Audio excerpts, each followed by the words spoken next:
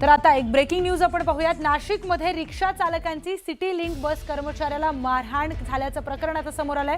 बस कर्मचाऱ्याला मारहाणीच्या नंतर सिटी लिंक चालकांनी संप पुकारलाय। नाशिक रोड मार्गावरील बस चालकांना अचानक बंद झाल्यामुळे प्रवाशांचे मात्र हाल होत आहेत। नाशिकमधील ही ब्रेकिंग न्यूज आता समोर येतेय। संप पुकारल्यामुळे रोज ये-जा करणाऱ्या प्रवाशांचे हाल होत आहेत। रिक्षा चालकांची सिटी लिंक बस कर्मचाऱ्याला मारहाण करण्यात आलेली आहे आणि त्यामुळे बस कर्मचाऱ्यांनी संप पुकारलाय। सिटी लिंक चालकांनी हा संप पुकारलेला आहे। नाशिक रोड मार्गावरील बस चालकांचा हा अचानकचा संप आहे आणि त्यामुळे प्रवाशांचे मात्र हाल होत आहेत। इथे मारहाणीचं प्रकरण नाशिकमधून समोर आलेलं आहे। रिक्षा चालकांनी सिटी लिंक बस कर्मचाऱ्याला मारहाण इथे केलेली आहे। काही कारणास्तव ही मारहाण झाली आहे। ही मारहाण नेमकी का झाली आहे याचं कारण अद्यापही अस्पष्ट आहे।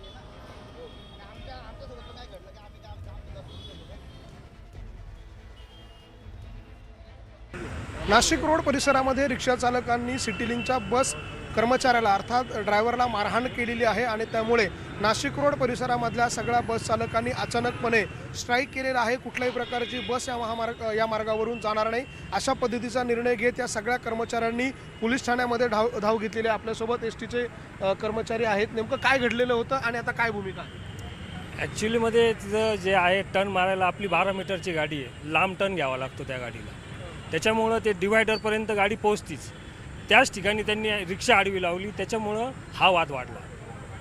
काय केलं त्यांनी नेमकं? रिक्षा आडवी लावून दिली होती टर्न मारताना, म्हणून त्याला काढायला सांगितलं तर त्यांनी शिवी दिली आणि त्यावेळेस त्याला काही सांगायला गेलं त्यांनी डायरेक्ट मारहाण चालू केली असताना आम्ही तिथं पळत गेलो का वो जास्त मार लागू नये म्हणून त्या ज्यांनी सुरुवातीला मारत होतं त्याला आम्ही साईडला केलं।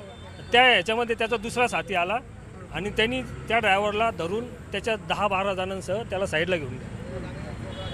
हो, मारहाण। काय घडलं होतं नेमकं? तिथं मी नव्हतो तिथं। आता मागणी काय तुमची? कारवाई झाली पाहिजे त्यांच्यावर, कडक कारवाई झाली पाहिजे आणि ते दरवेळेस तिथं दादागिरी करतात ते आमच्यावर। परिसर येतो नाशिक रोड स्टेशनचा, रेल्वे स्टेशनचा। आता तुमची मागणी काय असणार आहे आणि भूमिका काय? नाशिक रोड फक्त एवढंच की नाशिक रोड म्हणा किंवा तपोवन डेपो म्हणा, प्रत्येक टायमाला दादागिरीने चालले पाहिजे। काय झालं तर आम्हाला सेफ्टी पाहिजे, कारण आम्हाला कोणत्या प्रकारची सेफ्टी नाही आहे। आम्हाला पोलीस स्टेशनला जरी गेलं तरी पण FIR झाली पाहिजे किंवा न्याय मिळाला पाहिजे। आम्हाला फक्त एवढीच मागणी। आता बस बंद केलं का? बंद नाही केलं आम्ही, बंद नाही केलं आहे, याला बंद नाही म्हणता येणार। हा एक विरोध आहे। हा विरोध म्हणजे आज त्या ड्रायव्हरवर ती वेळ आली, उद्या आमच्यावर पण ती वेळ येणार।